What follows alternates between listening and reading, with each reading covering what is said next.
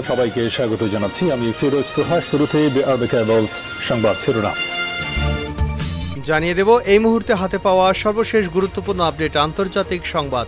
Iran Israel ফিলিস্তিনি ত্রিমুখী যুদ্ধ চলছে। শুরুতেই থাকছে সুখবর। বড় ধরনের হামলা চালাবে হামাস, ভয় পাচ্ছে ইসরায়েলি সেনারা। ফিলিস্তিনি প্রতিরোধ আন্দোলন হামাস গাজায় কিংবা পশ্চিম তীরে ইসরায়েলি বাহিনীর উপর বড় ধরনের হামলা চালাতে পারে। পণবন্দি যুদ্ধবিরতি চুক্তি করতে যাতে ইসরায়েল আরও বেশি আগ্রহী হয় সেটা ত্বরান্বিত করতে এই হামলা চালাতে পারে বলে ইসরায়েলি প্রতিরক্ষা বাহিনী আশঙ্কা করছে। এবারে জানাবো ইসরায়েলি কর্মকর্তাদের চাঞ্চল্যকর তথ্য ফাঁস। হামাসের প্রস্তাব নিয়ে কাজ করা যায়, কিন্তু বাধা দিচ্ছে বেঞ্জামিন নেতানিয়াহু। ইহুদিবাদী ইসরায়েলের কয়েকজন কর্মকর্তারা বলেছেন, গাজা থেকে বন্দী উদ্ধারের বিষয়ে ইসলামী প্রতিরোধ আন্দোলন হামাস সর্বশেষ যে জবাব দিয়েছে তা আগের জবাবের চেয়ে ভালো এবং এটি নিয়ে কাজ করা যায়। কিন্তু প্রধানমন্ত্রী নেতানিয়াহুর দপ্তর এ ব্যাপারে বাধা সৃষ্টি করেছে বলে ওই কর্মকর্তারা ইঙ্গিত দিয়েছেন। জানাবো এবার কারাগার থেকে ইমরান খানের নতুন হুঙ্কার।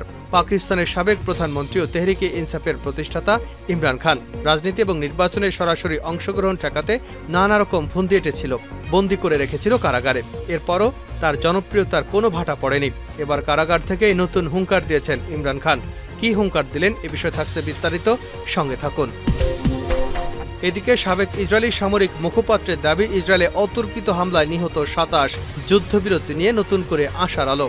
আন্তর্জাতিক আস্থা হারানোর জন্যই বেঞ্জামিন নেতানিয়াহুই দায়ী। ইসরায়েলি প্রতিরক্ষা বাহিনীর এক সাবেক মুখপাত্র হামাসের বিরুদ্ধে যুদ্ধ পরিচালনার বিষয়ে প্রধানমন্ত্রী বেঞ্জামিন নেতানিয়াহুর তীব্র সমালোচনা করেছেন। এটি ইসরায়েলের সামরিক বাহিনী এবং সরকারের মধ্যে ক্রমবর্ধমান উত্তেজনার সর্বশেষ লক্ষণ।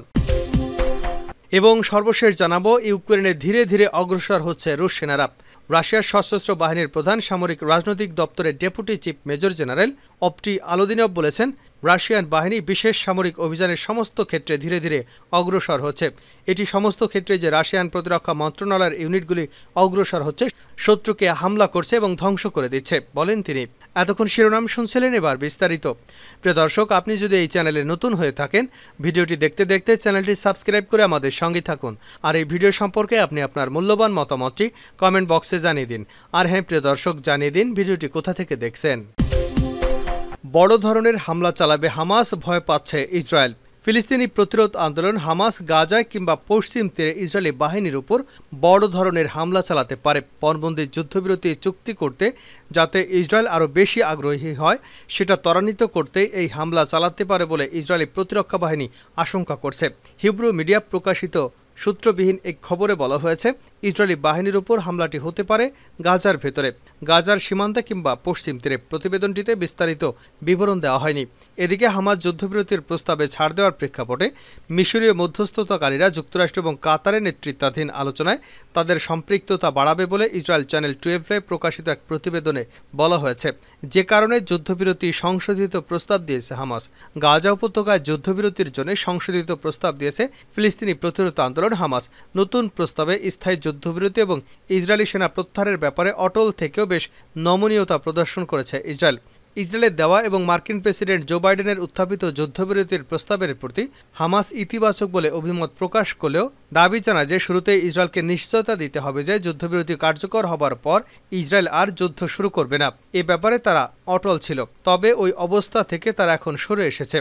তারা এখন 6 সপ্তাহের মধ্যে প্রথম ধাপের যুদ্ধবিরতির পর দ্বিতীয় ধাপের আলোচনার সময় ইসরায়েল আবার যুদ্ধ করবে না এমন একটি নিশ্চয়তা দাবি করেছে। কেন এই ছাড় দিল হামাস?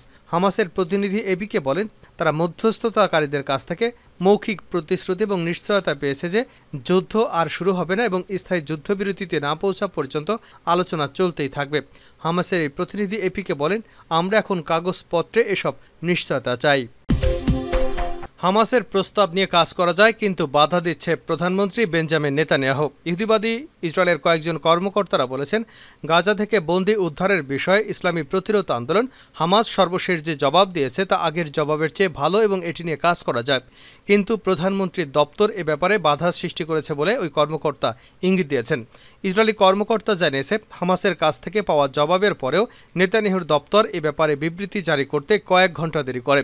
কয়েক ঘন্টা দেরি করার কথা উল্লেখের ভেতর দিয়ে ইসরায়েলি কর্মকর্তারা মূলত নেতানিয়াহুকে আলোচনার ক্ষতিগ্রস্ত করবার অভিযুক্ত করতে চেয়েছেন। এই খবর দিয়েছে খোদ ইসরায়েলি গণমাধ্যম। দুদিন আগেও একটি খবর বের হয়েছে যে হামাসকে গাজায় বহাল রেখে ইসরায়েলি সেনা কর্মকর্তারা সংগঠনটির সাথে বন্দি বিনিময় চুক্তি করতে প্রস্তুত, কিন্তু নেতানিয়াহু চাইছেন না। নিজের রাজনৈতিক ভবিষ্যৎ রক্ষার জন্য নেতানিয়াহু যুদ্ধবিরতিতে সম্মত নন বলে আগেই খবর বের হয়েছে। এদিকে গাজায় আগ্রাসন চালাতে গিয়ে ইহুদিবাদী ইসরায়েল আরও 2 সেনা হারিয়েছে।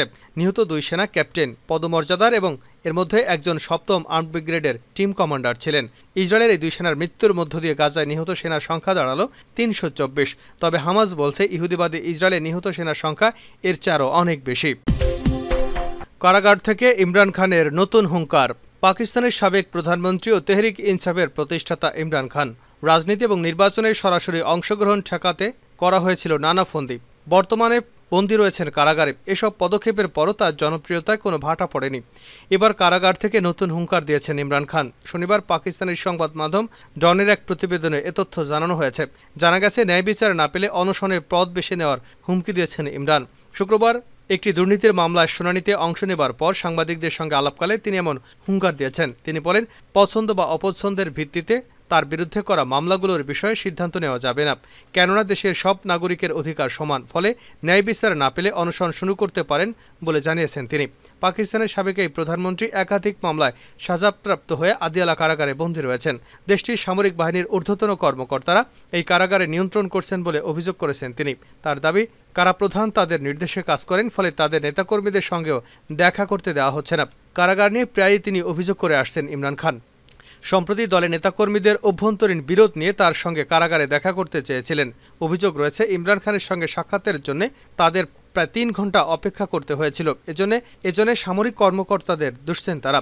দলের অভ্যন্তরীণ বিরোধের বিষয়ে ইমরান খান বলেন, দলের ভেতরকার দ্বন্দ্বগুলো যেন জনসম্মুখে না আসে সেজন্য নেতাদের নির্দেশনা দেবেন তিনি, কারণ এতে করে মূল লক্ষ্য থেকে তাদের মনোযোগ সরে যেতে পারে। এদিকে পৃথক এক সংবাদ সম্মেলনে পিটিআইয়ের কেন্দ্রীয় তথ্য সচিব রউফ হাসান বলেন, তাদের দলের মামলাগুলো থেকে প্রধান বিচারপতি কাজী ফয়েজ ইসার সরে আসা উচিত, কেননা তাদের প্রধান বিচারপতির কর্মকাণ্ড নিয়ে সন্দেহ রয়েছে। শুক্রবার একই বিষয়টি সাংবাদিকদের কাছে তুলে ধরেছেন ইমরান খান। তিনি বলেন, প্রধান বিচারপতি পিটিআইয়ের বিরুদ্ধে করা মামলাগুলোর বিষয়ে আগে থেকেই সিদ্ধান্ত নিয়ে রেখেছেন। এমনকি আদালতের যে বেঞ্চে মামলার কার্যক্রম চলছে সেই বেঞ্চে অন্য সদস্যরাও প্রধান বিচারপতির উপস্থিতি নিয়ে আপত্তি তুলেছেন। আন্তর্জাতিক আস্থা হারানোয় নেতানিয়াহুই দায়ী। ইসরায়েল প্রতিরক্ষা বাহিনীর একজন সাবেক মুখপাত্র হামাসের বিরুদ্ধে যুদ্ধ পরিচালনার বিষয়ে বেঞ্জামিন নেতানিয়াহুর তীব্র সমালোচনা করেছেন। এটি ইসরায়েলের সামরিক বাহিনী এবং সরকারের মধ্যে ক্রমবর্ধমান উত্তেজনার সর্বশেষ লক্ষণ। লেফটেন্যান্ট কর্নেল পিটার লার্নার বলেছেন যে সামরিক বাহিনীর পক্ষে বিশ্বের মিডিয়ার সাথে কথা বলার সময় তিনি ইসরায়েলের প্রতি আন্তর্জাতিক আস্থার ক্ষতি এবং সময়ের সাথে সাথে হামাসের বিরুদ্ধে যুদ্ধের জন্য ব্যাপক সমর্থন বজায় রাখতে সরকারের ব্যর্থতা উপলব্ধি করতে পেরেছেন। লার্নার 25 বছরেরও বেশি সময় ধরে আইডিএফে কাজ করছে। গত মাসে পদত্যাগ করার আগে তিনি যুদ্ধের সময় একজন মুখপাত্র হিসেবে দায়িত্ব পালন করছিলেন। লার্নার ইসরায়েলি সংবাদমাত্র হারেচ্চের সাথে একটি সাক্ষাৎকারে বলেছিলেন, নেতানিয়াহু হামাসের বিরুদ্ধে সম্পূর্ণ বিজয়ের প্রতিশ্রুতি দিয়েছেন। তিনি বলেছেন, কিন্তু আন্তর্জাতিক অঙ্গনে তিনি এবং তার সরকার আমাদের পরাজয়ের দিকে নিয়ে গেছে। লার্নার হার্টজকে বলেন, সংঘাতের প্রথম দিনগুলোতে 7ই অক্টোবর ইসরায়েলে হামাসের আক্রমণের পরে এটি পরিষ্কার বোঝাপড়া ছিল যে হামাস একটি খারাপ এবং বিপজ্জনক সংগঠন এবং ইসরায়েলকে অবশ্যই এর বিরুদ্ধে ব্যবস্থা নিতে হবে।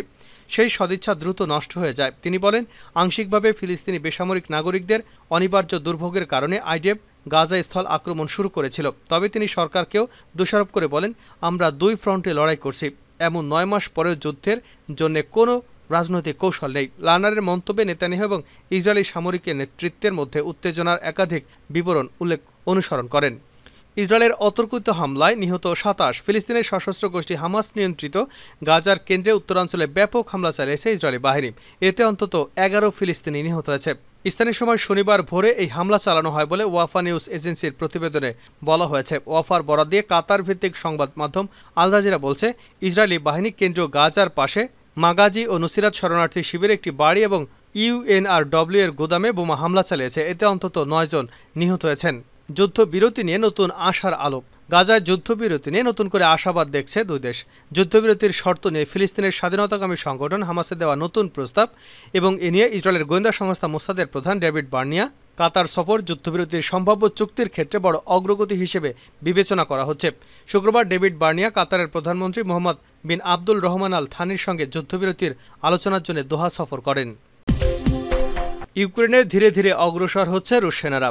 রাশিয়ান সশস্ত্র বাহিনীর প্রধান সামরিক রাজনৈতিক অধিদপ্তরের ডেপুটি চিফ মেজর জেনারেল আপটি আলাউদ্দিনভ বলেছেন, রাশিয়ার বাহিনী বিশেষ করে সামরিক অভিযানের সমস্ত ক্ষেত্রে ধীরে ধীরে অগ্রসর হচ্ছে। এটি সমস্ত ক্ষেত্রে যে রাশিয়ান প্রতিরক্ষা মন্ত্রণালয়ের ইউনিটগুলি অগ্রসর হচ্ছে, শত্রুকে মোকাবেলা করছে এবং ধ্বংস করে দিচ্ছে। তিনি বলেন, চেচনিয়া গ্রোজনি টেলিভিশনের আকমত স্পেশাল ফোর্স ইউনিটের কমান্ডার কর্মকর্তা আরও বলেছেন, আকমত ইউনিট প্রায় 1 মাস খার্কিভ এলাকায় কাটিয়েছেন।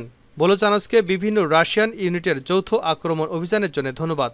গত মাসে প্রচুর সংখ্যক শত্রু কর্মী এবং সরঞ্জাম ধ্বংস করা হয়েছে। আমি মনে করি আমরা অদূর ভবিষ্যতে আরও ফলাফল দেখতে পাব, যা নীতিগতভাবে ইতিমধ্যেই আমাদের বিশেষ অপারেশনের যৌক্তিক সমাপ্তির দিকে নিয়ে যাবে। আমি মনে করি যে আমাদের এবছর বিশেষ অপারেশন শেষ করব। সাধারণভাবে সেখানে একটিও নেই যে এলাকায় শত্রু বলতে পারে যে তারা কিছু সুবিধা পেয়েছে বা স্থল অর্জন করতে সক্ষম হয়েছে অথবা আমাদের ইউনিটগুলোকে পিছু হটতে বাধ্য করেছে, তিনি বলেছিলেন। তিনি আরও বলেন, ইউক্রেনীয় বাহিনী তাদের সমস্ত সম্পদ এবং মজুদ অন্য সব দিক থেকে টেনে এনে খার্কিভ এলাকায় মোতায়েন করেছে।